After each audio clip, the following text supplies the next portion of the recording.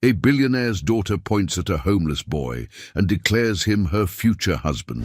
But when her father discovers the child's mother once saved his life, then lost everything because of him, guilt drives an impossible rescue. Can two broken souls from opposite worlds heal each other when the past threatens to destroy them both? Before this story begins, subscribe to the channel and type Amen in the comments. And tell us, where are you watching from? The rain hammered against the windows of the black Mercedes as it crawled through downtown Seattle's evening traffic.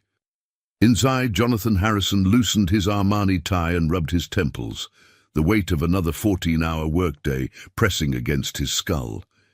His company, Harrison Technologies, had just closed a $2 billion merger, yet he felt nothing. No triumph, no satisfaction.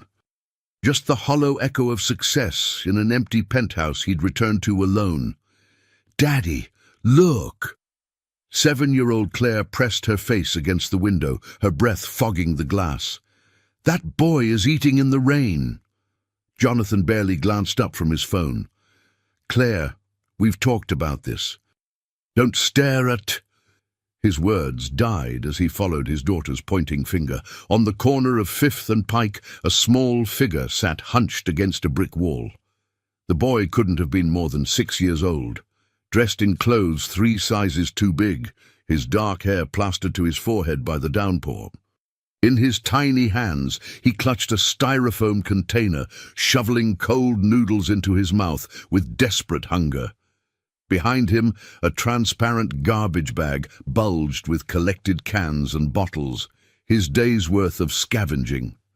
"Daddy, stop the car!" Claire's voice cut through Jonathan's chest like glass. Before he could respond, she had unbuckled her seatbelt and was reaching for the door handle. "Claire, no!" Jonathan caught her wrist. "We can't just— Daddy, I'm going to marry him." Claire's green eyes locked onto his with an intensity that made Jonathan's blood run cold. Those weren't the playful words of a child.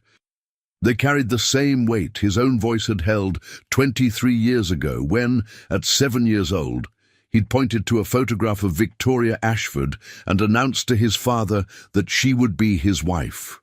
The Harrison family tradition, a bloodline of arranged marriages disguised as childhood intuition. For 3 generations, Harrison children had chosen their future spouses before age 10, binding families, securing legacies, ensuring that wealth married wealth, power married power. Jonathan himself had been married to Victoria for 15 years, a cold, strategic union that had produced Claire and little else beyond bitter silence and separate bedrooms. "Claire!" Jonathan's voice softened, but his daughter's gaze never wavered from the boy outside. "You chose Mommy when you were my age, didn't you, Daddy? Grandpa told me.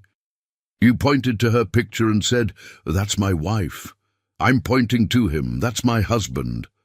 The child's logic was irrefutable, and it terrified him. Jonathan looked back at the boy, really looked this time. Despite the grime and the oversized donated clothes, there was something in the child's face, a determination as he ate, a carefulness in how he positioned his bag of recyclables to keep them dry. This wasn't a boy who had given up. This was a survivor. "Please, Daddy, at least let me give him my umbrella. It's raining so hard." Jonathan felt something crack inside his chest. When had he become the kind of man who could watch a 6-year-old eat garbage in the rain and feel nothing? He signaled his driver to pull over. "5 minutes," he said quietly, "and stay close to me." Claire erupted from the car before it fully stopped, her patent leather shoes splashing through puddles.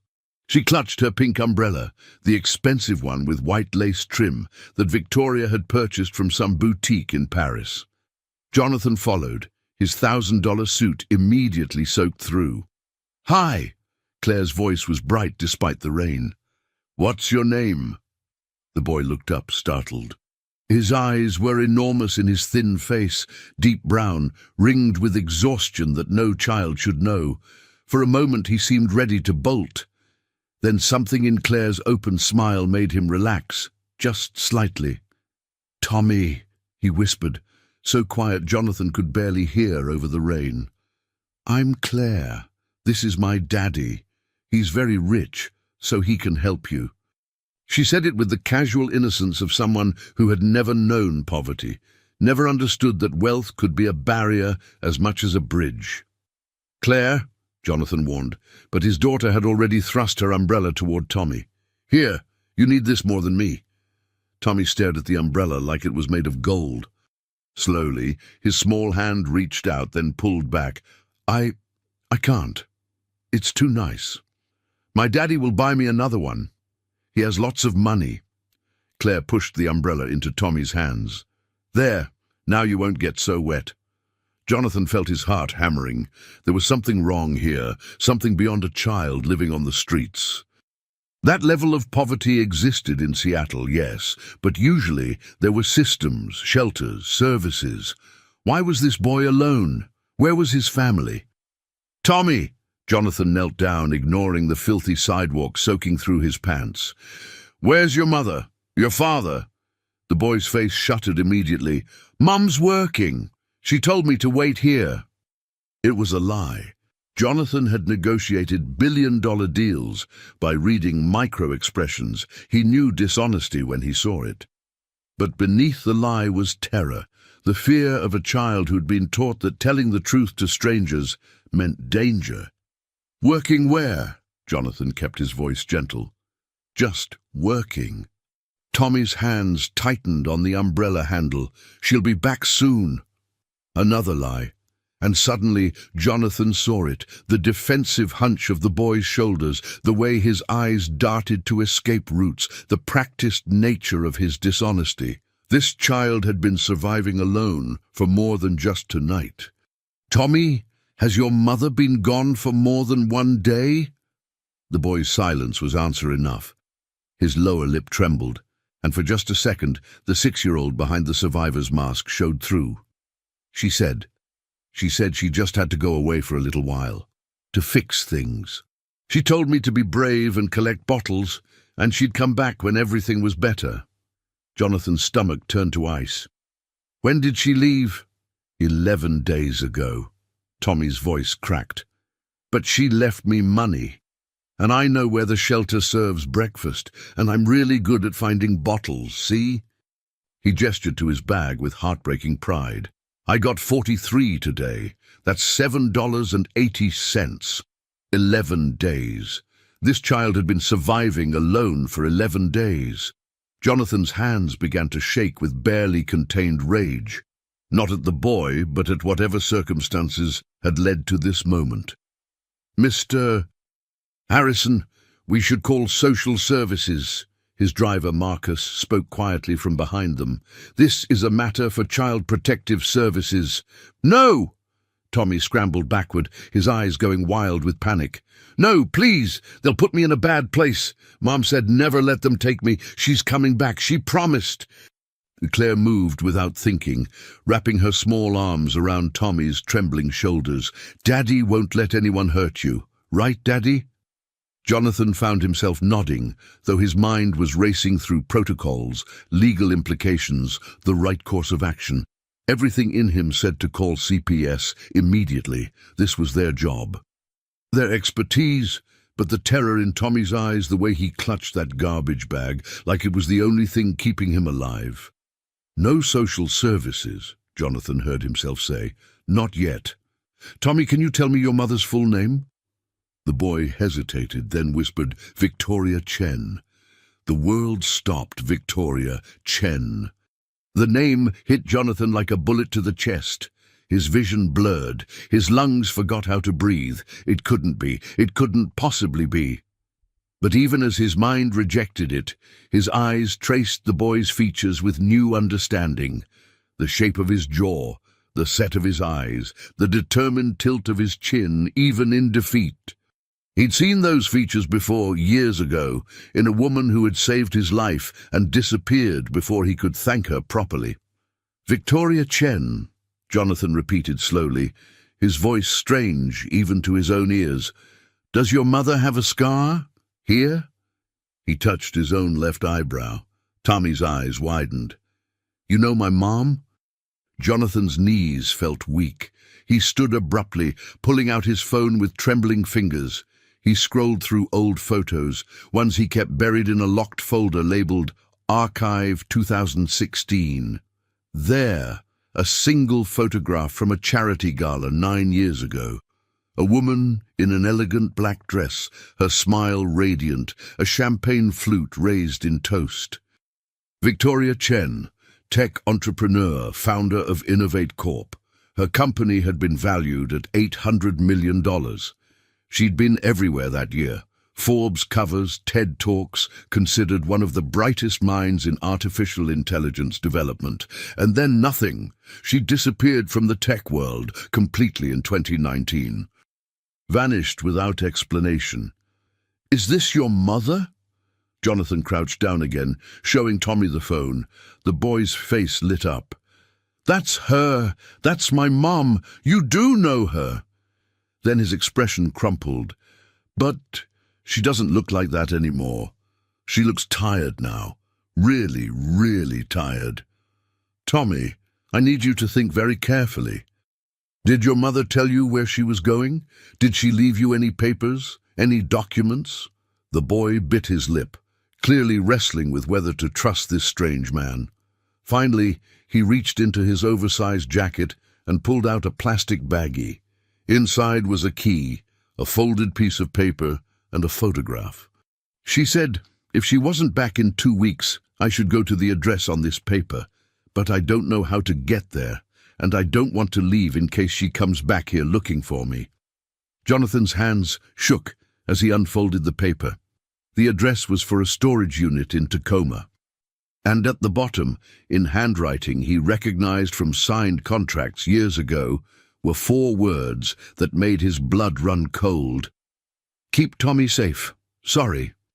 This wasn't a mother who had abandoned her child. This was a woman who had left him with instructions for survival because she knew she might not return. The question was, why? "Claire, get back in the car," Jonathan said quietly. "Tommy, I need you to come with us. I'm going to find your mother, but first we need to get you somewhere warm and safe." "But what if she comes back here and I'm gone?" Tommy's voice broke. "What if she thinks I left her?" Jonathan felt his throat constrict. "I'll leave a note. Right here on this wall, with my phone number. If she comes back, she'll know exactly where to find you, I promise." For a long moment, Tommy stared at him with those 2 old eyes. Then slowly he nodded. "Okay, but I'm taking my bottles. I need to finish my collection." "You can take whatever you want," Jonathan said softly. He lifted the boy into his arms. God, he weighed nothing, just skin and bones and stubborn determination, and carried him to the Mercedes. As Marcus pulled away from the curb, Jonathan looked back at the brick wall where Tommy had been sitting. In his mind, he was already composing the note he'd send someone to post there. But more urgently, he was remembering a night 9 years ago when Victoria Chen had pulled him from a burning car after a deliberate crash meant to kill him. She'd disappeared before the ambulance arrived, before he could get her name, before he could thank her properly. He'd spent months trying to find her, then given up when his father insisted it was time to focus on the arranged marriage to Victoria Ashford. Now, holding her starving son in the back of his limousine, Jonathan understood with crystal clarity he hadn't just failed to thank her. Somehow, some way, his world had destroyed hers. And he was going to find out why, and fix it, even if it cost him everything. Claire leaned against Tommy, sharing her coat. "Don't worry," she whispered. "My daddy always keeps his promises. And remember, we're going to get married someday, so that makes us family. Family takes care of each other." Tommy's response was so quiet, Jonathan almost missed it. "Nobody's ever called me family before." In that moment, with rain streaking down the windows and a 6-year-old orphan in his arms, Jonathan Harrison made a decision that would unravel his entire carefully constructed life.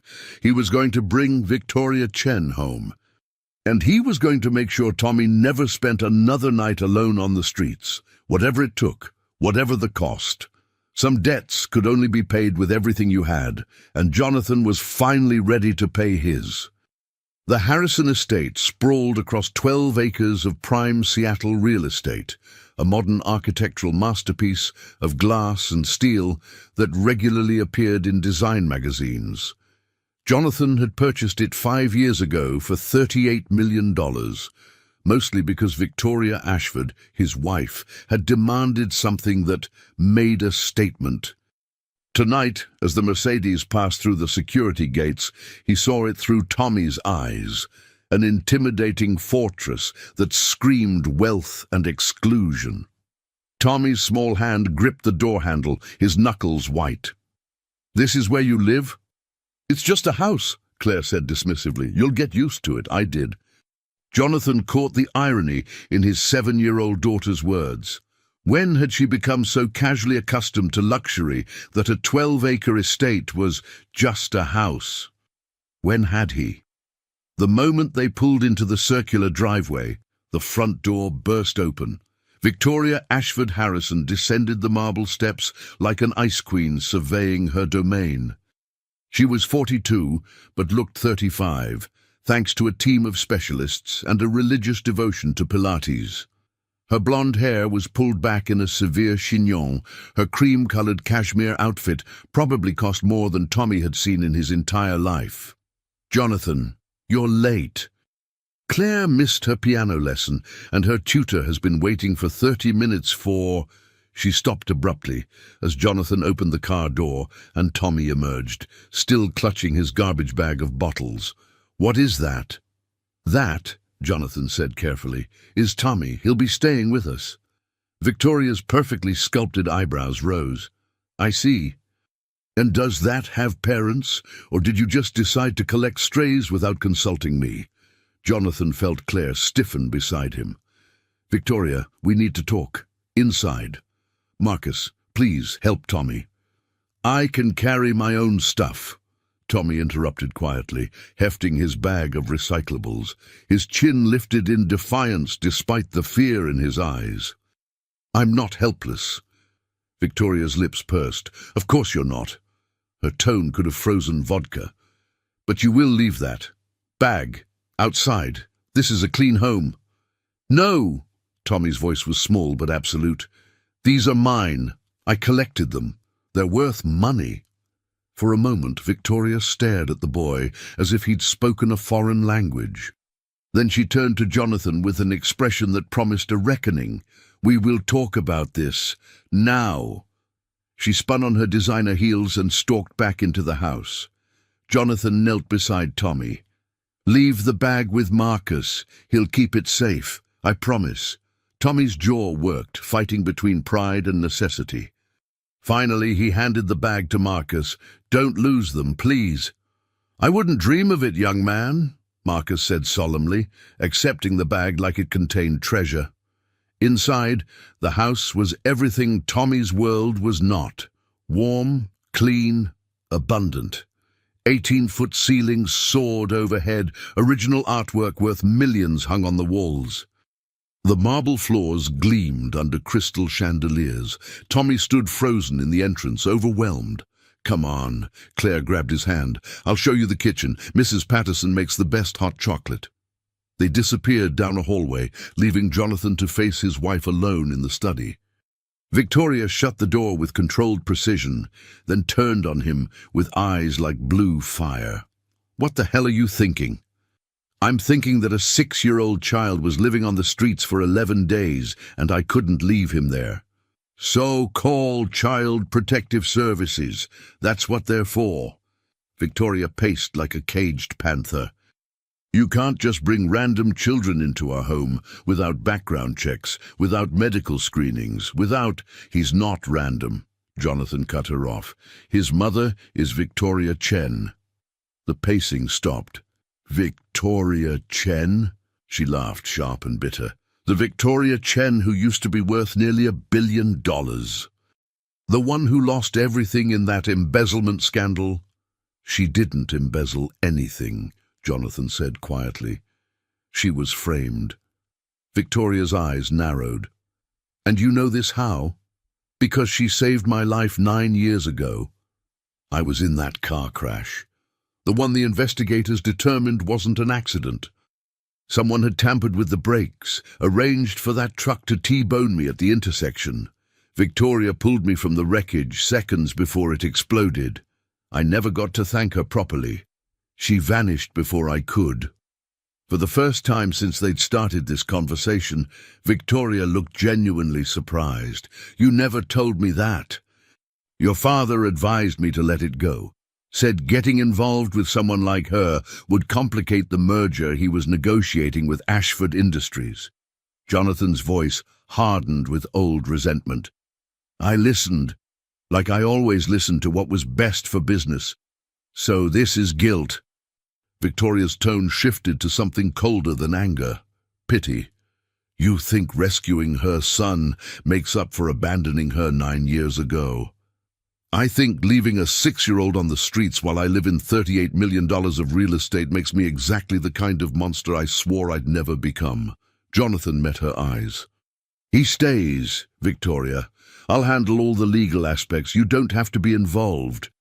Don't have to be involved. Victoria's laugh was caustic. Jonathan, we live in the same house. How exactly do I avoid being involved? The same way we've avoided being involved in a real marriage for the past 7 years. You sleep in the East Wing. I sleep in the West Wing. We see each other at breakfast and public events. This doesn't change anything between us. The words landed like a slap. Victoria's face went carefully blank, the expression she always wore when he'd cut too close to the truth. Their marriage had been dead for years, held together only by social obligation, business contracts, and the fact that Claire deserved parents who were at least civil to each other.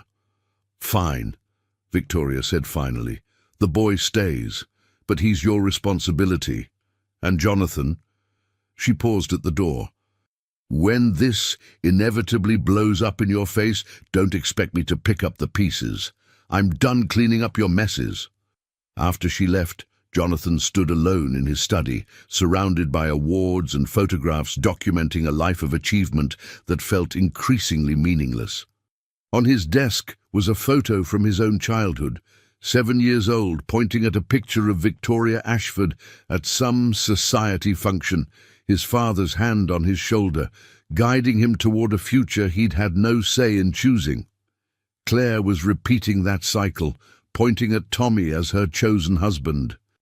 But unlike Jonathan's childhood selection, Claire had pointed at a boy with nothing. No name, no fortune, no advantage. She'd pointed at someone who needed help. Maybe that was progress. Or maybe it was just another kind of tragedy, binding 2 children to a future neither could understand yet. His phone buzzed. A text from Marcus ran the address from the paper. It's a storage unit in Tacoma. Want me to check it out tonight? Jonathan typed back, Tomorrow morning, early, I'm coming with you. Then he scrolled to another number, his head of security, a former FBI agent named Patricia Reeves. I need you to find someone, Victoria Chen. Last known employment, Innovate Corp, collapsed in 2019. Use every resource we have, quietly. The response came within seconds. On it. How much time do I have? Jonathan looked at the closed door, imagining Tommy somewhere in this massive house, probably still overwhelmed. None. Find her tonight, her. He found the children in the kitchen, exactly where Claire had promised. Tommy sat at the marble island, wrapped in one of Claire's spare coats, staring at a mug of hot chocolate like it might disappear if he looked away. Mrs. Patterson, the family's cook, bustled around preparing sandwiches with the fierce protectiveness she usually reserved for Claire. Poor lamb, she muttered, loud enough for Jonathan to hear. Skin and bones. When did he last eat a proper meal? I ate today, Tommy said defensively. I had noodles. Cold noodles from a dumpster don't count, sweetheart. Mrs. Patterson placed a sandwich in front of him. Turkey, cheese, fresh bread. Eat. Then we'll talk about a bath and clean clothes. Tommy picked up the sandwich with trembling hands. Then, before anyone could stop him, he wrapped it in a napkin and tried to shove it in his pocket. Tommy, Jonathan stepped forward carefully. You don't need to save food here. There's plenty. But what if there's not tomorrow? Tommy's voice was barely a whisper. What if you change your mind? I should save some just in case. The logic of trauma. The survival instinct of a child who had learned that nothing was permanent, nothing was guaranteed. Jonathan felt something crack inside his chest again, the same sensation he'd felt watching Tommy eat in the rain. I'm not going to change my mind, Jonathan said gently. You're safe here, for as long as you need. That's what Mum said too.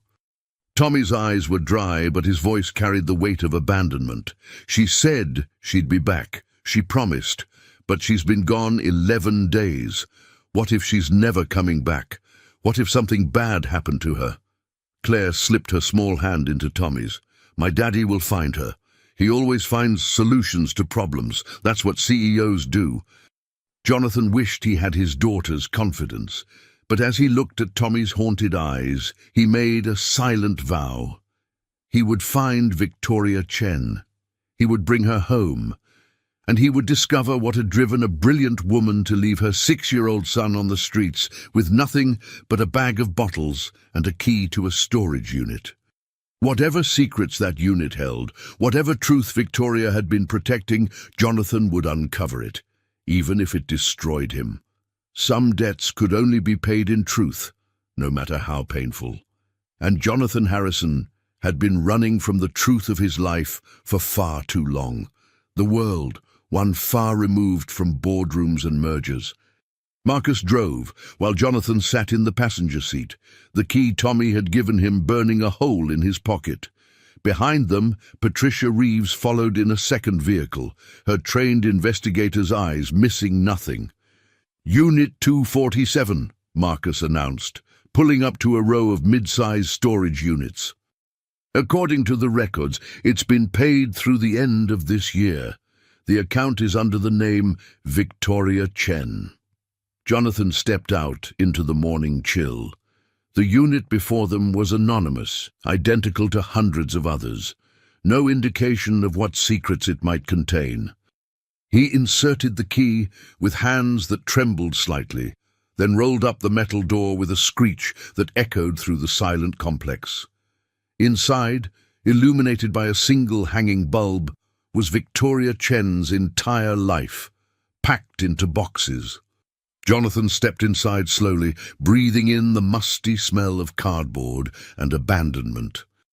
Bankers' boxes lined the walls, each labeled in neat handwriting: financial records, 2016-2019, legal documents, personal photos, Innovate Corp, patents. In one corner sat a child's bed, carefully made, with a small pile of children's books and a worn teddy bear. This wasn't just storage, this had been their home. Victoria and Tommy had been living here. Jesus, Marcus breathed behind him. How long were they here? Patricia was already examining the boxes, her professional demeanor barely concealing her shock. Based on the dates on these rental receipts, at least 4 years, maybe closer to 5. Jonathan felt his stomach turn. While he'd been living in a $38 million estate, Victoria Chen had been raising her son in a storage unit. Start with the financial records, he said, his voice rough. I need to understand what happened to her company. For the next 3 hours, they worked in silence, piecing together a story that grew more disturbing with each document. Innovate Corp had been thriving in 2018, contracts with major tech companies, venture capital pouring in, Victoria's artificial intelligence algorithms considered revolutionary. Then, in early 2019, everything collapsed. An internal audit discovered $12 million missing from company accounts. The money trail led directly to Victoria's personal accounts. The board of directors, led by her business partner James Fletcher, called for her immediate resignation. Criminal charges were filed, the company dissolved, investors lost everything. Victoria Chen went from tech visionary to criminal pariah in a matter of weeks. Except, Jonathan frowned as he compared documents. The timeline didn't make sense. The evidence of embezzlement was too perfect, too neat. Bank transfers that left obvious trails, documents signed by Victoria that authorized the transfers. No attempt to hide or cover up the theft. She was set up, Jonathan said slowly. Look at this. The transfers happened over a 6-week period, all during a time when Victoria was in the hospital. She gave birth to Tommy in January 2019. These transfers are dated between December 2018 and February 2019. Patricia leaned over his shoulder, scanning the documents, and here, her signature authorizing the transfers. But look at the dates. She supposedly signed these while she was in labor or recovering from a C-section. No court would believe she was sitting at her desk, wiring money to offshore accounts while delivering a baby. So why didn't she fight it? Marcus asked. Why did she just disappear? The answer came from a letter tucked inside a folder marked, "For Tommy when he's old enough." Jonathan's hands shook as he unfolded the pages, Victoria's handwriting covering them in a desperate rush. To whoever finds this, if you're reading this, I'm either dead or in prison and my son needs help. I didn't steal from my company. My business partner James Fletcher framed me. I have proof, documents, recordings, everything. But Fletcher has connections I can't fight. He's threatened Tommy, said if I go public with what I know, he'll make sure my son disappears into the system, labeled as the child of a criminal, guaranteed a life of foster care and neglect. So I'm making a choice. I'm running, taking Tommy somewhere Fletcher can't find us. Living on nothing, staying invisible. It's not much of a life, but at least my son is with me. At least I can protect him. The evidence is all here. Bank records showing Fletcher's personal accounts receiving the stolen money, emails planning the frame, recordings of him admitting it, everything you need to clear my name. But I'm not asking for that. I'm asking you to protect Tommy. If something happens to me, if I can't come back, make sure he's safe. Make sure Fletcher doesn't find him. That's all I want. That's the only thing that matters anymore. Victoria Chen. Jonathan's vision blurred. He read the letter again, then a third time, each word driving deeper into his chest like a nail.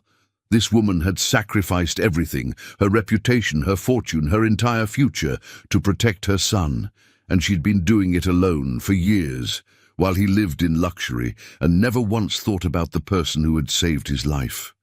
"We need to find her," he said hoarsely. "Patricia, I want every private investigator we have on this. Hospitals, shelters, police reports. If Victoria Chen is alive, we find her. Today." Patricia nodded grimly. "And Fletcher?" Jonathan's jaw hardened.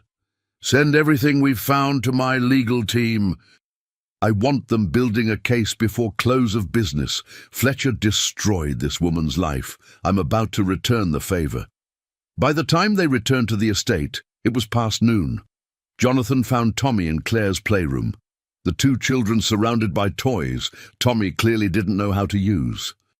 Claire was patiently explaining the rules of some complicated board game, while Tommy listened with intense concentration, as if his life depended on learning it correctly. When he saw Jonathan, the boy jumped up immediately, hope and fear warring in his expression. "Did you find anything about my mom?" Jonathan knelt down, holding the worn teddy bear he'd retrieved from the storage unit. "I found where you and your mom were living. And I found this. Does it belong to you?" Tommy's face crumpled. He grabbed the bear and pressed it to his chest, tears finally spilling over. "Mr. Buttons, Mom made me leave him behind when we ran. She said we could only take what fit in one bag and I had to choose, and I chose wrong. I should have brought him. You didn't choose wrong," Jonathan interrupted gently. "You chose to survive. That's never wrong. And Tommy, I found something else. Evidence that your mom didn't do what people said she did. She was protecting you from some very bad people. I'm going to make sure those people can't hurt either of you ever again." "But where is she?" Tommy's voice broke. "Why hasn't she come back?"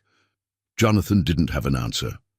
So he did the only thing he could. He pulled the boy into a hug, letting Tommy cry into his shoulder while Claire wrapped her small arms around both of them. Over Tommy's head, Jonathan saw Mrs. Patterson watching from the doorway, tears streaming down her own face. This wasn't how he'd imagined his week going. This wasn't in any business plan or strategic projection. But as he held this broken child and made promises he didn't know if he could keep, Jonathan felt more purposeful than he had in years. His phone buzzed. Patricia's name flashed on the screen. He gently extracted himself from the children and stepped into the hallway. "Tell me you found her." Patricia's voice was tight with controlled emotion.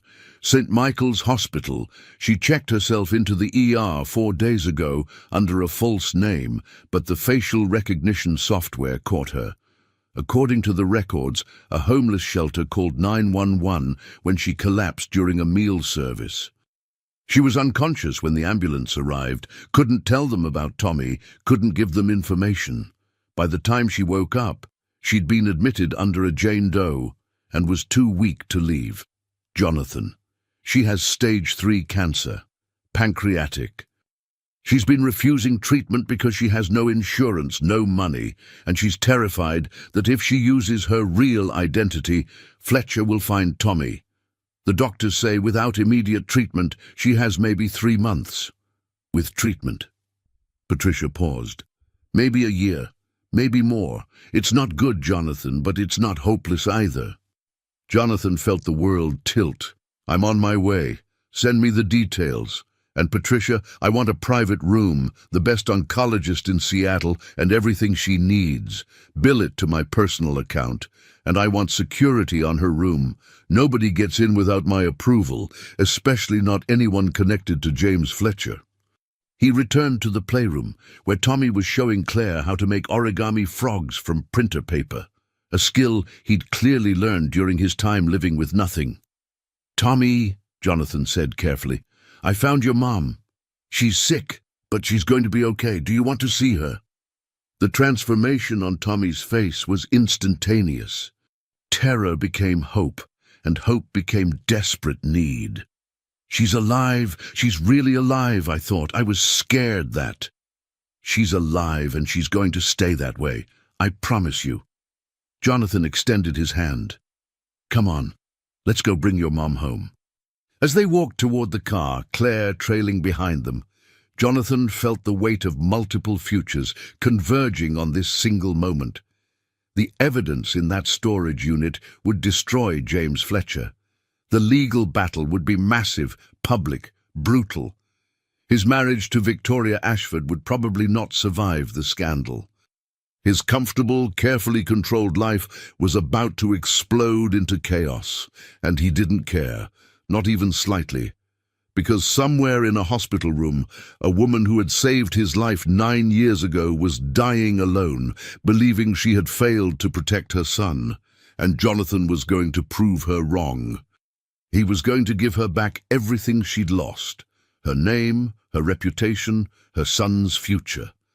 And maybe, just maybe, if he was very lucky and worked very hard, he might earn the right to be part of that future himself. Some debts could only be paid forward, with interest, across years. And Jonathan Harrison was finally ready to start making payments on the life he owed Victoria Chen, the life he'd wasted while she suffered, the life he was going to spend trying to make things right, one promise kept at a time. St. Michael's Hospital smelled like antiseptic and desperation. Jonathan had been in hospitals before. Board meetings for healthcare acquisitions, charity galas in modern wings funded by corporate donations. But he'd never truly experienced one like this. Not as someone who mattered. Not as someone whose world was hanging in the balance of what waited behind a numbered door. Tommy's hand gripped his so tightly it hurt. The boy hadn't spoken since they left the estate, his entire body vibrating with tension. Claire walked on Jonathan's other side, unusually quiet, her child's intuition sensing that this moment was too important for her usual chatter. Room 447. The number was burned into Jonathan's brain from Patricia's text. He paused outside the door, suddenly uncertain. What did you say to someone you'd failed so completely? How did you apologize for 9 years of silence while they lost everything? Is she in there? Tommy's whisper was so small, so fragile. Is my mom really in there? She's really in there, Jonathan confirmed. He knocked softly, then pushed open the door. The woman in the hospital bed bore little resemblance to the vibrant entrepreneur from the photograph. Victoria Chen had always been small, but now she looked nearly translucent, her skin paper-thin over sharp cheekbones. An IV drip fed into her arm. Her dark hair, which had once fallen in glossy waves, was cropped short and streaked with premature grey. But her eyes, those fierce, intelligent eyes, those were the same. They flickered open at the sound of the door, confusion crossing her face as she took in the expensive suit, the well-dressed children, the man she couldn't quite place. Then Tommy broke free from Jonathan's grip and ran. "Mom! Mommy!" Victoria's face transformed. Shock became recognition, recognition became anguish, and anguish became a love so pure it hurt to witness. "Tommy! Oh God, Tommy, what are you? How did you—" Her voice cracked as she tried to sit up, grimacing with pain. Tommy crashed into the bed, sobbing, his small body shaking with the force of 11 days of terror finally released. "I thought you were dead. You said 2 weeks and it's been 11 days and I waited at our spot but you didn't come and I thought you were dead. Baby, I'm so sorry. I'm so sorry. Oh." Victoria's arms wrapped around him, tears streaming down her face. "I tried to get back to you. I tried so hard. But I got sick, and I couldn't walk, and I didn't know what to do. I was so scared you'd think I abandoned you. I did think that." Tommy pulled back, his face streaked with tears and anger. "I thought you left me. Like everyone leaves." The words hit Victoria like a physical blow. Jonathan saw her face crumple, saw the guilt that had been eating her alive for 11 days finally find voice. "I would never leave you, never. I promised I'd always come back. I promised." "Then why didn't you?" Tommy's voice rose to a wail. "Why did you leave me alone?" "It was scary and cold and people were mean, and I didn't know if you were coming back, and I tried to be brave like you said, but I couldn't. I know, baby. I know." Victoria pulled him close again, rocking him like she had when he was an infant. "I'm so sorry. Mommy made a mistake. I should have found another way. I should have—" Her eyes finally focused on Jonathan, standing in the doorway with Claire. Recognition dawned slowly, disbelief following close behind. "Jonathan Harrison?" Her voice was barely audible, but it carried the weight of 9 years of history between them. Jonathan stepped forward, his throat tight. "Hello, Victoria. What are you? How did you—" She looked between Jonathan and Tommy, understanding clicking into place with painful slowness. "You found him. On the streets. Oh, God, you found him on the streets." Her face went even paler, shame and horror mixing with the physical pain she was clearly trying to hide. "He was at Fifth and Pike," Jonathan said gently, "collecting bottles. He's been staying with me for the past day. Victoria, I know what happened to you. I know about Fletcher, about the frame job, about everything. I found your storage unit. I have all the evidence." Victoria's expression shifted from shock to panic in an instant. "You can't, Jonathan, you can't get involved in this. Fletcher is dangerous. If he finds out Tommy is with you, if he connects the dots, he won't." Jonathan's voice carried the weight of absolute certainty. "I have the best security team money can buy. Tommy is safe, and so are you. I've already had you transferred to a private room with round-the-clock protection. The hospital staff has been instructed not to release any information about your presence here. You can't afford this. I can't afford this. Victoria's voice was raw with exhaustion and something that sounded like defeat. I have no insurance, no money, no way to pay for— I'm paying for it, Jonathan interrupted quietly. All of it. The room, the treatments, whatever you need, it's the least I can do. Victoria's laugh was bitter. The least you can do? Jonathan, you don't owe me anything. What happened 9 years ago, that was just— I was in the right place at the right time. You don't owe me a life debt because I pulled you from a car, don't I? Jonathan moved closer, his voice dropping so the children wouldn't hear. You saved my life, Victoria, and I never even thanked you properly. You disappeared before I could find you, and I let it go. I moved on. I built my empire and lived my comfortable life, and never once thought about what happened to the woman who gave me a second chance. And while I was doing that, you were losing everything, living in a storage unit with your son, dying alone in a hospital because you were too scared to use your real name. So no, this isn't the least I can do. This is the beginning of trying to make up for 9 years of failing to be the man who deserved to be saved in the first place. For a long moment, Victoria just stared at him. Then Tommy stirred in her arms, drawing her attention back to what mattered most. Who's the girl? He asked, his voice still thick with tears. Claire, who had been uncharacteristically quiet until now, stepped forward with her hand extended like a tiny adult. I'm Claire Harrison. I'm 7 years old. I'm going to marry your son when we grow up, so I guess that makes us family. It's nice to meet you, Ms. Chen. The absurdity of the statement, delivered with such earnest seriousness, finally broke through Victoria's emotional armor. She laughed, a real laugh, startled and genuine. You're going to marry Tommy? It's a family tradition, Claire explained matter-of-factly. Harrison children choose their spouses when they're young. I chose Tommy. He was eating noodles in the rain, and he looked very brave, so I decided he would be a good husband. Don't worry, we're not getting married until we're at least 25. That's what my daddy says is appropriate. Victoria's eyes found Jonathan's again, and this time there was something almost like amusement in them, despite the pain and exhaustion. Your daughter has interesting taste. She has her mother's practicality and none of her prejudice, Jonathan said quietly. She pointed at Tommy and declared her future. I've spent the last 24 hours trying to understand why. I think I'm beginning to figure it out. A doctor knocked and entered before Victoria could respond. An oncologist Jonathan had personally called at 6 this morning, offering enough money to clear his schedule for the day. Doctor. Sarah Martinez was in her 50s, with kind eyes and the no-nonsense demeanor of someone who had seen too much death to waste time on false hope. She assessed the room full of people, her gaze lingering on Tommy, then addressed Victoria directly. Ms. Chen, we need to discuss your treatment options. I've reviewed your case with the specialists, Mr. Harrison brought in. The cancer is advanced but not inoperable. We're looking at aggressive chemotherapy, possibly surgery if we can shrink the tumors first. It's going to be difficult, very difficult, but you have a chance, a real chance. The question is, are you willing to fight?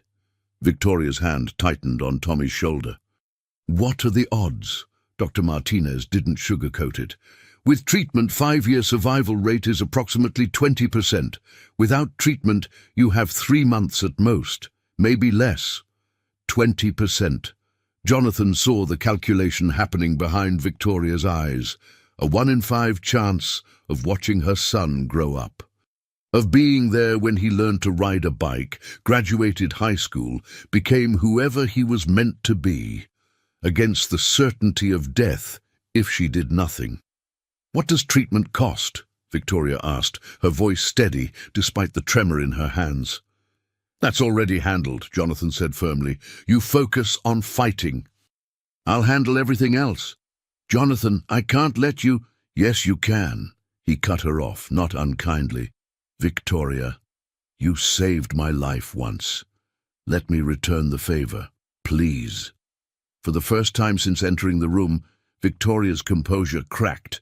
Tears spilled down her cheeks, and she pressed her face against Tommy's hair to hide them.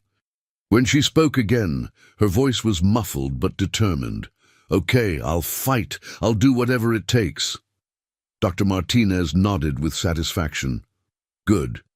We start tomorrow morning. First round of chemo. It's going to make you very sick, Ms. Chen. You need to prepare yourself for that.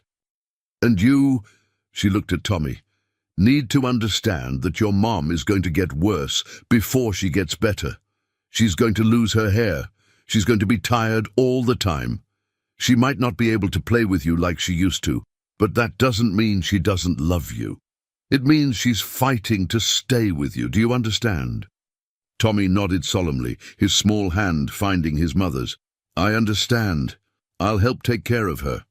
I'm very good at taking care of things." The simple statement, delivered with such matter-of-fact confidence, made Jonathan's chest ache. This child had been taking care of himself and his mother for years. He knew hardship in ways Claire would never have to understand, and somehow, impossibly, he hadn't let it destroy the core of goodness inside him. After Dr. Martinez left, Victoria turned to Jonathan with exhaustion written in every line of her face. "Where has Tommy been staying? You said he's with you." "He's at my estate, in a guest room. He's been fed, bathed, given clean clothes. Mrs. Patterson, my cook, has taken him under her wing. He's safe, Victoria. Completely safe." "And your wife?" Victoria's eyes sharpened despite her fatigue. "I remember reading about your marriage. Victoria Ashford. Old money, society connections. How does she feel about you bringing home a homeless child?" Jonathan's jaw tightened. "My wife and I have an understanding. She lives her life. I live mine. She won't interfere with Tommy's presence." "Because you're paying for everything," Victoria said quietly. "It wasn't a question, including keeping her comfortable enough not to object." The accuracy of the observation stung. "My marriage is complicated. Most marriages built on obligation rather than love tend to be." Victoria's voice was soft but cutting. "I know about the Harrison family traditions, Jonathan. The arranged marriages disguised as childhood intuition. Your daughter just announced her intention to continue the cycle. Are you going to let her?" It was the question Jonathan had been avoiding since Claire's declaration in the rain. "I don't know," he admitted. "The tradition gave me a marriage with no love and a daughter who deserves better, but it also brought Tommy into our lives, into her life. Maybe that's worth something." "Maybe," Victoria echoed, "or maybe it's just another generation doomed to choose obligation over happiness." She shifted in the bed, wincing. "I need you to promise me something, Jonathan. If the treatment doesn't work, if I don't make it—" "You're going to make it," Tommy interrupted fiercely. "You have to." But if I don't," Victoria continued, her eyes locked on Jonathan's, "I need to know Tommy will be taken care of, really taken care of, not put in foster care, not lost in the system. I need to know he'll be safe. Will you promise me that?" The weight of the request settled on Jonathan's shoulders like a physical thing. This wasn't a casual favor. This was a mother entrusting her most precious possession to a man she barely knew, based solely on the fact that he'd once been decent enough to help a child in the rain. "I promise," Jonathan said, and he meant it with every fiber of his being. "If anything happens to you, which it won't, Tommy will be taken care of. I'll adopt him myself if I have to. He'll never be alone, never." Victoria's shoulders sagged with relief. "Thank you. Thank you." Her eyes fluttered closed, exhaustion finally claiming her. Within seconds, she was asleep, her hand still resting on Tommy's head. Jonathan carefully extracted Tommy from the bed, lifting him into his arms. The boy didn't protest, too emotionally wrung out to resist, Claire took Tommy's hand as they walked back to the car, maintaining that physical connection like she instinctively understood he needed it. In the parking garage, as Marcus opened the car door, Tommy finally spoke. "Mr. Harrison?" "You can call me Jonathan," he said gently. "Jonathan," Tommy repeated, testing the name. "Is my mom really going to be okay? Dr. Martinez said 20%. That means 80% chance she dies, right? I'm only 6, but I'm very good at math." The clinical assessment, delivered in such a small voice, nearly broke Jonathan's heart. 20% is better than 0%. "And your mum is a fighter. She's been fighting for you for years. She's not going to stop now." "But what if she does?" Tommy's voice cracked. "What if she fights and still dies? What happens to me then?" Jonathan knelt down so they were eye to eye. "Then you come live with me and Claire permanently. You become part of our family. Not as a guest, not as a charity case, as our family, do you understand?" Tommy's eyes searched his face, looking for the lie, the condition, the inevitable betrayal. Finding none, he asked the question that had clearly been haunting him. "Why are you being so nice to me? Nobody's ever been this nice before. What do you want?" In the cynicism of a 6-year-old who had learned too early that kindness always came with a price. "I don't want anything, Tommy, except to help you and your mom. That's all." "That's not how the world works," Tommy said, with the weary certainty of someone 3 times his age. "Everybody wants something. You just haven't told me yet what it is." Jonathan felt Claire's small hand slip into his. "He wants to be less sad," she said simply, with the brutal honesty only children possessed. "Daddy is very sad all the time. He thinks I don't notice, but I do. He smiles at work and at parties, but when he thinks nobody's looking, he's sad. I think helping you makes him less sad. So maybe that's what he wants, to be less sad."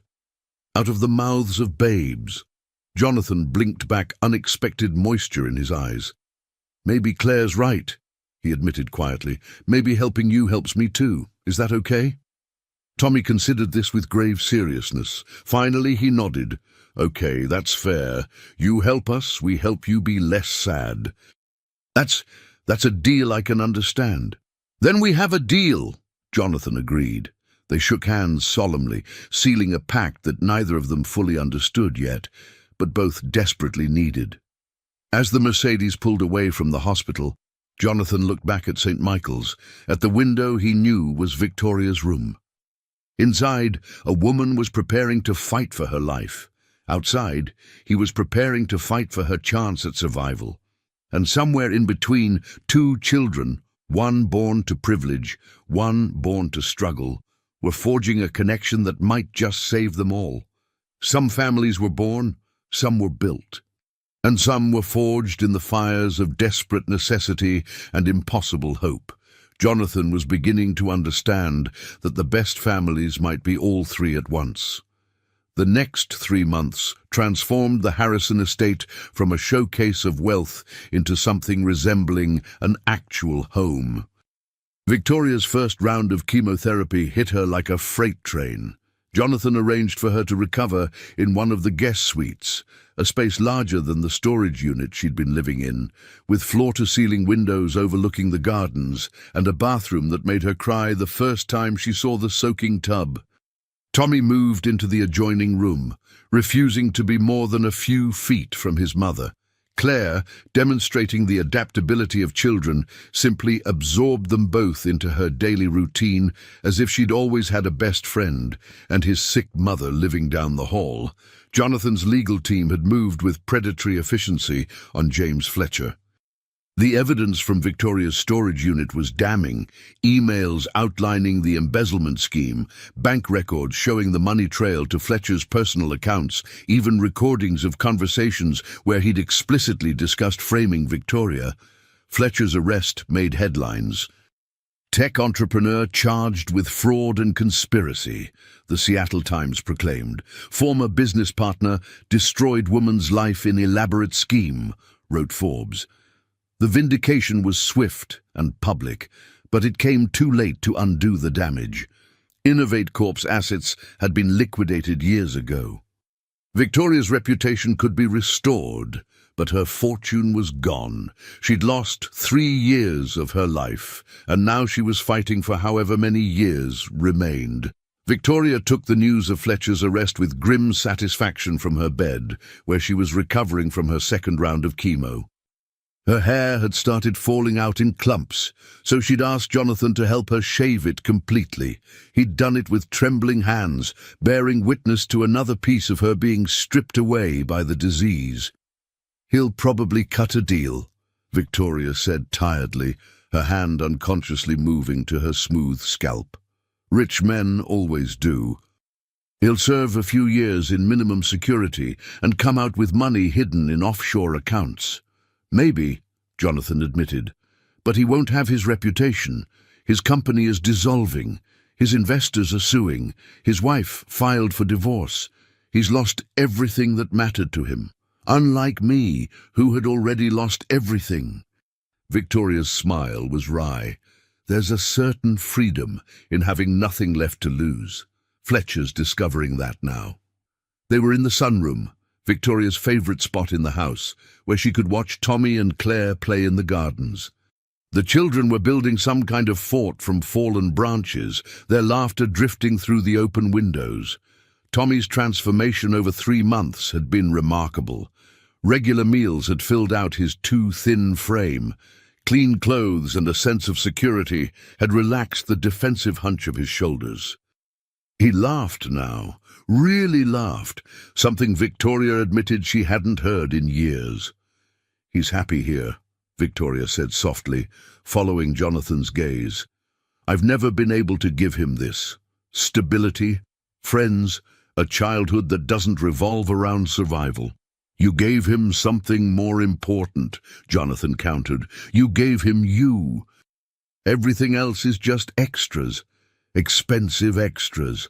Victoria's gesture encompassed the estate, the gardens, the life Tommy was building. "This isn't sustainable, Jonathan. I know you're wealthy, but supporting us indefinitely is not a burden," Jonathan finished. "Victoria, stop trying to calculate the debt. There is no debt. There's just this." He struggled to articulate what he'd been feeling for 3 months, watching her fight, watching Tommy heal, watching his own daughter become more thoughtful and empathetic. "There's just people helping each other because that's what people should do." Victoria's laugh was soft and sad. "That's not how your world usually works. People like you, people with your kind of money, they don't just help, they invest, they expect returns. What's your return here, Jonathan? What do you get out of bankrupting yourself on my medical bills and playing house with my son?" The question Claire had answered months ago with devastating accuracy. "I get to be less sad," Jonathan said quietly. "Is that enough?" Victoria studied him with those 2 sharp eyes, seeing through layers he'd thought were hidden. "Your marriage is ending, isn't it?" Jonathan should have been surprised by the observation, but he wasn't. Victoria had always been brilliant at reading people. It was one of the things that had made her such a successful entrepreneur. "Victoria, my wife, served me with divorce papers last week. Apparently, adopting a homeless child and moving his dying mother into our guest suite was a bridge too far." Her words. "I'm sorry," Victoria said, and sounded like she meant it. "I know that can't be easy, even if the marriage was." She paused, searching for a diplomatic word. "Dead," Jonathan supplied. "It's been dead for years. We were just too invested in the performance to admit it. The divorce is actually a relief, expensive and complicated, but a relief." "Dulu, what about Claire?" "Claire has more grace about the whole thing than either of her parents. She told Victoria, the other Victoria, that if she couldn't accept Tommy, then she didn't want to live with her anyway." Jonathan's smile was pained. "My 7-year-old daughter has more moral clarity than I've had in my entire adult life." "But children often do," Victoria said. "They haven't learned to compromise their principles for convenience yet." She shifted in her chair, grimacing with the movement. The cancer was aggressive, and even with treatment, Her body was deteriorating. She'd lost 30 pounds. Her skin had taken on a greyish pallor. But her spirit, that fierce, determined spirit, remained intact. "How are you feeling, honestly?" Jonathan asked. Honestly, like death warmed over. Victoria's smile took the edge off the words. "Dr. Martinez says the tumours are shrinking, slowly. The chemo is working, but it's a race between killing the cancer and killing me. Some days, I'm not sure which one is winning." Jonathan's hand found hers without thought, offering comfort in the only way he knew how. "You're winning. You have to be winning. Because Tommy needs me?" Victoria's voice was soft. "Or because you need me to win?" "Both. Neither." The question was too complex for easy answers. "Because the world is better with you in it," Jonathan said finally. "That's reason enough." They sat in comfortable silence, watching the children play. After a long moment, Victoria spoke again, her voice barely above a whisper. "Jonathan, I need to tell you something about the night I pulled you from that car." He turned to her, surprised. "You don't have to—" "I do," she interrupted, "because you've built this narrative where I'm some kind of selfless hero who saved your life, and that's not the whole truth." She took a shaky breath. "I knew they were going to kill you." Jonathan went very still. "What?" "The car crash. It wasn't random chance that I was there. I'd been investigating your company for weeks. Innovate Corp needed a major contract to stay afloat, and Harrison Technologies was our target. But when I started digging into your business practices, I found irregularities, suspicious transactions, payments to offshore accounts. I thought you were corrupt. I thought you were one of the bad guys." Jonathan's mind raced, connecting dots he'd never seen before. "You were investigating me." "Yes, and in doing that investigation I uncovered something much worse. A conspiracy within your own company. Your CFO, Michael Brennan. He was embezzling millions, and he'd set you up to take the fall. The car accident was supposed to kill you before you could discover what he'd done." Michael Brennan. Jonathan remembered him vaguely. A quiet man who'd worked for Harrison Technologies for 15 years before abruptly retiring in 2017. He'd left the company 6 months after the car crash, citing health reasons. Brennan tried to have me killed? He and 3 other board members. They'd been siphoning money for years. You were getting too close to finding out, so they arranged an accident. Victoria's voice was steady, but her hands trembled. "I found the emails planning it. The payment to the truck driver to run the red light, everything. I debated going to the police, but I had no proof that would stand up in court, just screenshots and suspicions. So I did the only thing I could think of. I followed you that night. I was there when the truck hit you. And I pulled you out because even if you were corrupt, even if you were everything I thought you were, you didn't deserve to die like that." The confession hung in the air between them. Jonathan felt his entire understanding of that night shifting, reforming into something different. "You saved my life to stop a murder, not because of any connection between us." Not at first," Victoria admitted.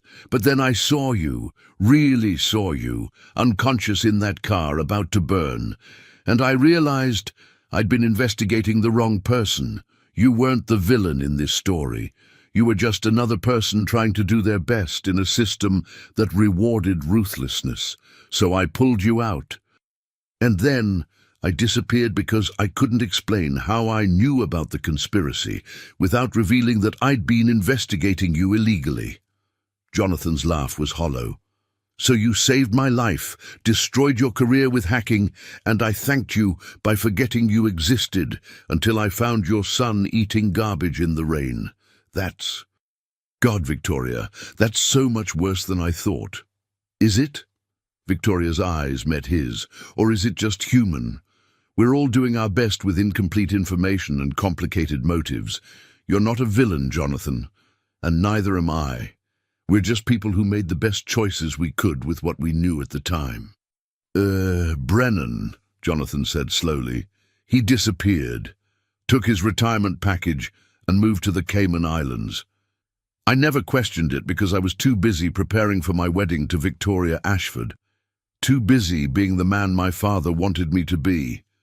He felt sick. He's still out there, living on stolen money. Yes, Victoria confirmed. And you know what? That's okay, because going after him means dragging this all out, means investigations and trials and years of your life consumed by vengeance. Is that really how you want to spend your time? Or do you want to focus on the people right in front of you who need you? Tommy's laughter rang across the garden as Claire taught him how to do cartwheels. Badly. They both kept falling over, dissolving into giggles. "When did you get so wise?" Jonathan asked quietly. "When I realized I might be dying," Victoria said simply. "Facing mortality gives you clarity about what actually matters, and revenge doesn't make the list." She was right, of course. She usually was. Jonathan looked at their joined hands. His large and calloused from occasional yard work, he insisted on doing himself. Hers thin and marked by IV lines. "I'm falling in love with you," he said suddenly, surprising himself with the admission. "I know the timing is terrible. I know I'm in the middle of a divorce, and you're fighting cancer, and Tommy needs stability, not complications. But I need you to know. In case there's not enough time to say it later." Victoria's breath caught. For a long moment she said nothing, just stared at their intertwined fingers. When she finally spoke, her voice was thick with tears. "Don't love me because I'm dying, Jonathan. That's not fair to either of us." "I'm not," he insisted. "I'm loving you because you're brilliant and brave and you've survived things that should have broken you. I'm loving you because you raised an incredible kid under impossible circumstances. I'm loving you because every day you wake up and choose to fight, even when the fight seems hopeless. Your dying has nothing to do with it." "Jonathan, I'm not asking you to love me back," he interrupted gently. "I'm just telling you the truth. Because you've been honest with me, and you deserve honesty in return. I love you. Whether you live or die, whether you feel the same or not, I love you. And I'm going to keep loving you for however long we have. Is that okay?" Victoria's tears spilled over.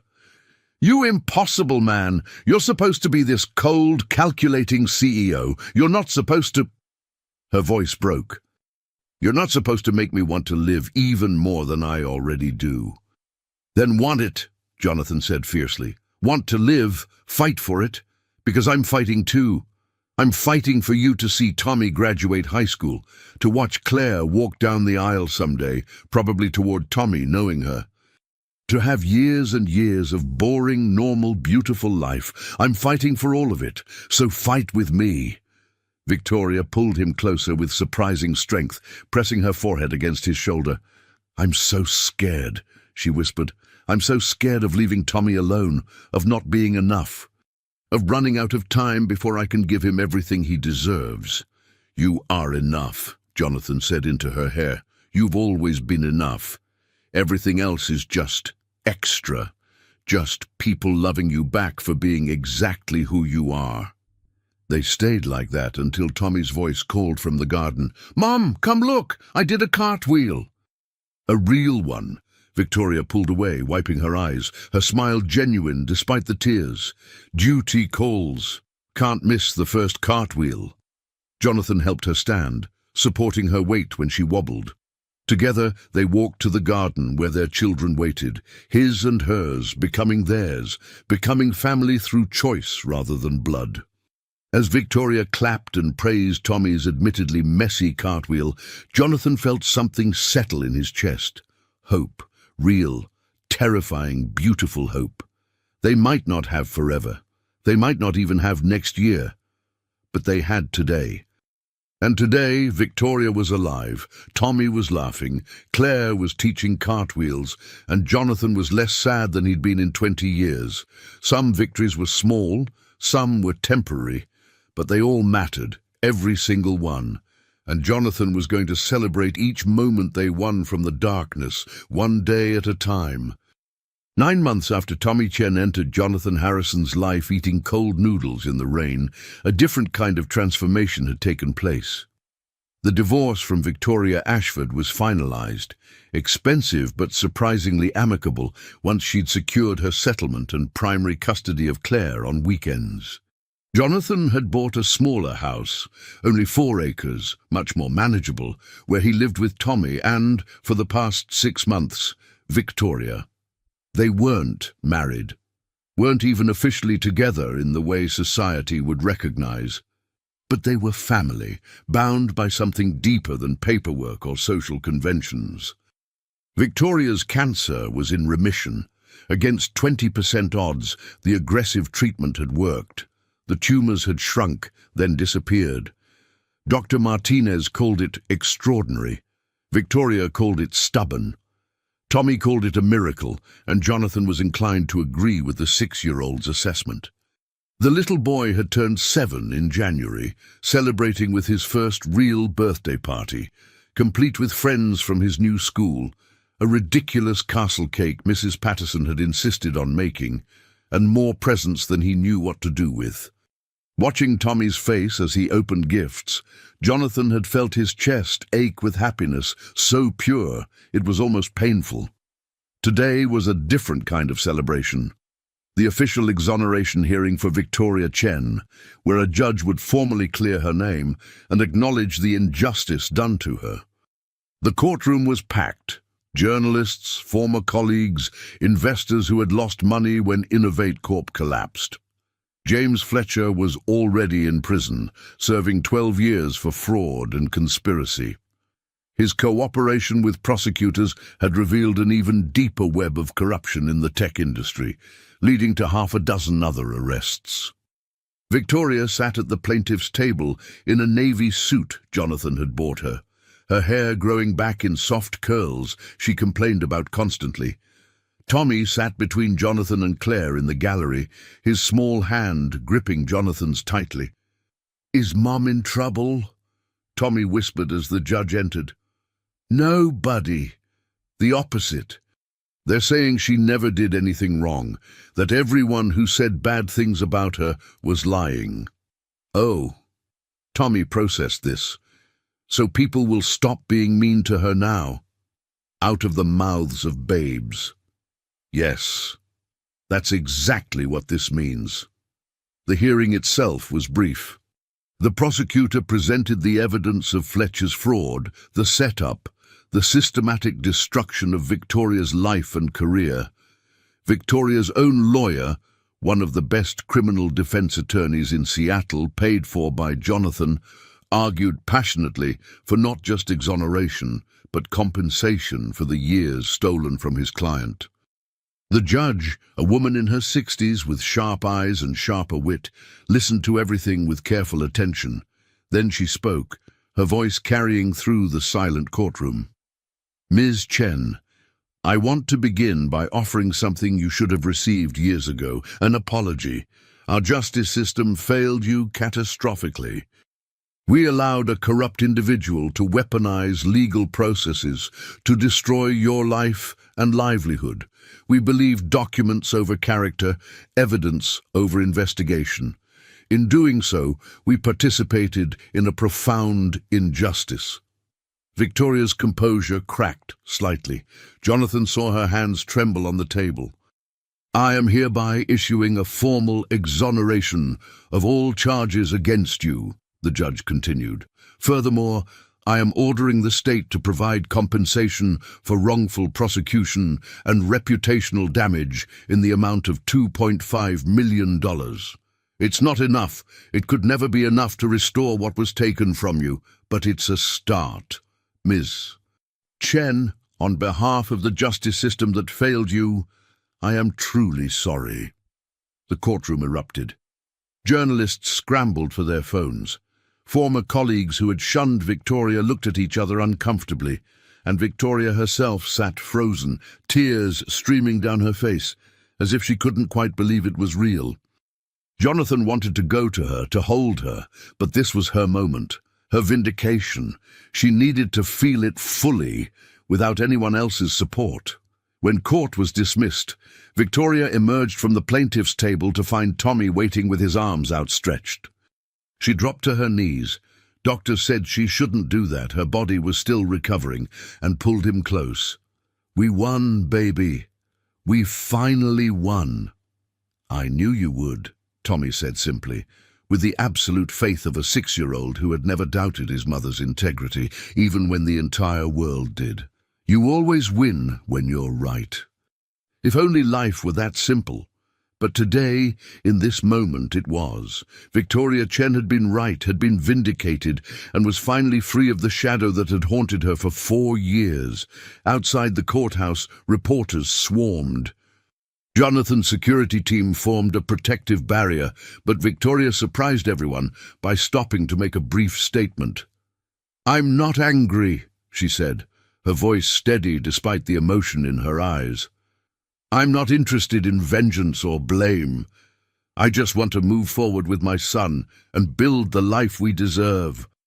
Thank you to Jonathan Harrison for believing in us when no one else did. Thank you to Dr. Martinez for saving my life. Thank you to everyone who stood by us." That's all. Short, dignified, perfectly Victoria. They made it to the car amid a chorus of shouted questions.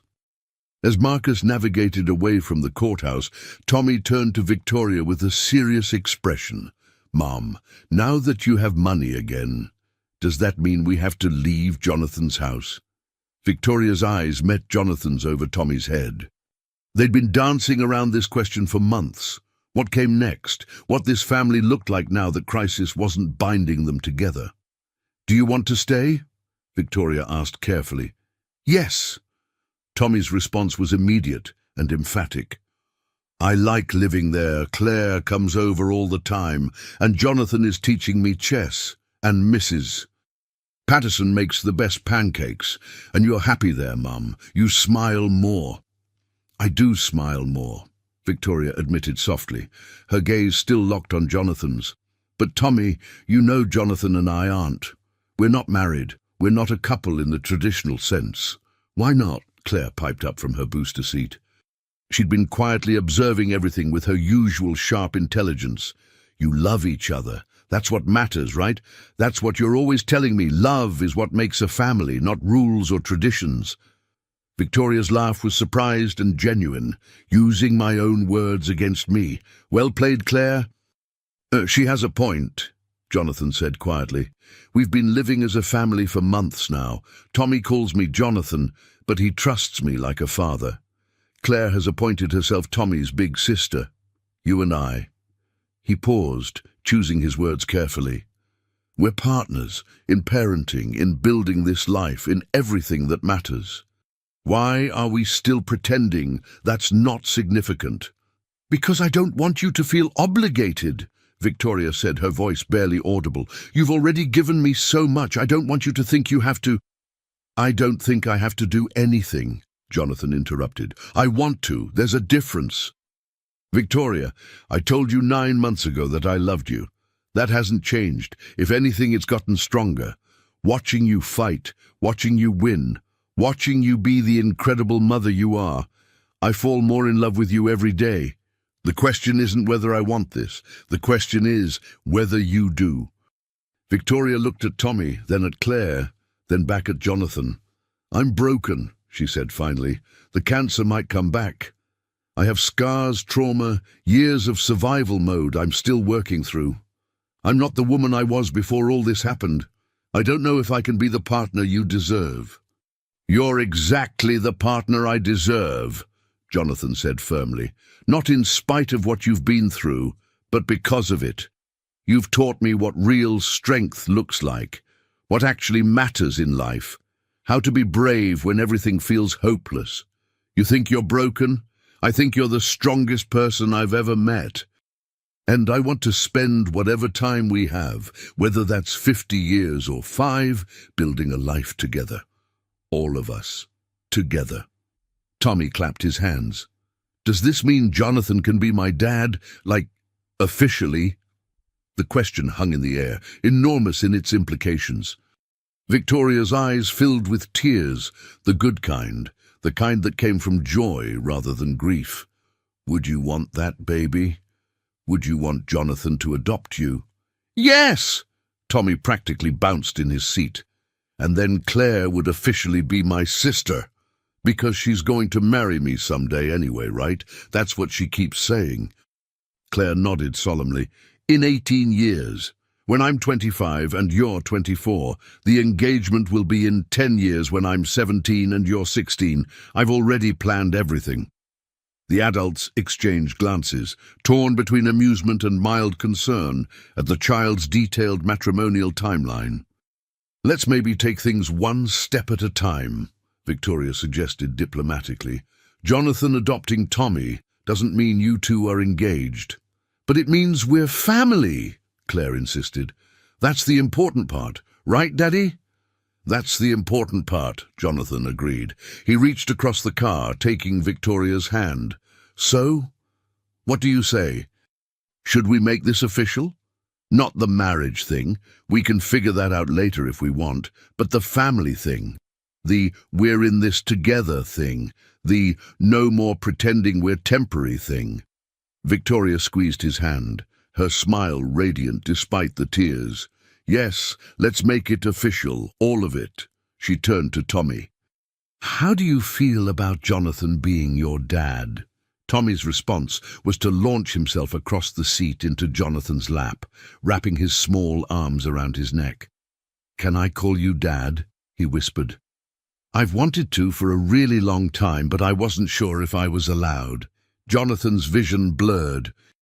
He held the 6-year-old who had come into his life collecting bottles and broken his heart open in the best possible way.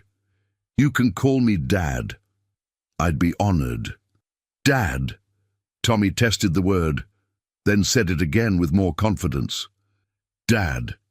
I have a dad now. Claire leaned over, joining the hug. And I have a brother. A real brother. Not just a future husband. You're weird, Claire, Tommy informed her, but he was grinning. I know, Claire said cheerfully. That's why we're perfect for each other. The car pulled up to the house. Their house, Jonathan realized. Not his house that he was sharing, not a temporary arrangement, their home. Where they would raise these children together, face whatever challenges came next together, build a life that looked nothing like the one he'd planned, but was infinitely better than anything he could have imagined. As they walked inside, Mrs. Patterson was waiting with fresh cookies and the kind of warm smile that came from genuine happiness. She'd been part of this transformation too, her initial skepticism about the arrangement melting into fierce protectiveness of what she called her family. That evening, after the children were asleep, Jonathan and Victoria sat in the garden, watching the sunset. She was curled against his side, her head on his shoulder, comfortable in a way they'd slowly worked toward over months of learning each other. Thank you, Victoria said quietly, for everything, for finding Tommy, for believing me, for fighting when I wanted to give up, for loving us when we had nothing to offer you. You had everything to offer me, Jonathan corrected. You just didn't see it yet. You gave me purpose, family, a reason to be the man I always wanted to be instead of the one I'd become. He kissed the top of her head. I should be thanking you. Then we're even, Victoria decided. Fresh start, clean slate. From here on out, it's just us figuring out life together. Together, Jonathan agreed. I like the sound of that. They sat in comfortable silence as the sky turned pink and gold. Somewhere inside, Tommy laughed at something in his sleep. He did that now. Laughed in his dreams, his nightmares finally giving way to happier visions. Claire was probably still awake, reading by flashlight under her covers, planning future adventures with her brother. This was family, not the one Jonathan had been born into, with its traditions and obligations and arranged marriages. Not the one he'd built from duty and expectation. But the one he'd found in the rain, in a child's desperate hunger, in a woman's impossible courage, the one built from choice and crisis, and the stubborn determination to be better than their circumstances. 7-year-old Claire had been right that day, 9 months ago, pointing at Tommy with absolute certainty. She had chosen her future. But more importantly, she'd chosen love over logic, compassion over comfort, connection over convention. And in doing so, she'd saved them all, not just Tommy, but Jonathan too. Maybe Victoria, maybe all 4 of them together, rescuing each other in turns. The sun dipped below the horizon, Victoria's breathing evened into sleep, and Jonathan Harrison, former workaholic CEO, sat in a garden holding the woman he loved, listening to their children dream, feeling more content than all his billions had ever made him. Some debts were paid forward, with interest, across years. Some were paid in moments like this, quiet, perfect, ordinary. And some debts, Jonathan realized, weren't debts at all. They were gifts, unexpected, undeserved, absolutely necessary gifts that changed everything if you were brave enough to accept them. He'd been given the gift of a second chance, the gift of family, the gift of love that asked nothing except to be returned with equal ferocity. And Jonathan, who had spent his entire life calculating returns on investments, finally understood. The best things in life weren't investments at all. They were leaps of faith, moments of madness. A child pointing at a stranger in the rain and declaring her future. A man stopping his car when every instinct said to keep driving. A woman fighting impossible odds because her son needed her to try. This was what mattered. This was what lasted. Not money or power or social standing, but the family you chose and the love you fought for, and the courage to believe that second chances were possible for anyone brave enough to take them. Jonathan had been given his second chance 9 years ago when Victoria pulled him from that burning car. He'd wasted it, forgotten it, moved on. But life, in its infinite generosity, had given him another one. A little boy in the rain, a woman dying in a hospital, a daughter pointing at the future with absolute certainty. This time, Jonathan wasn't wasting it.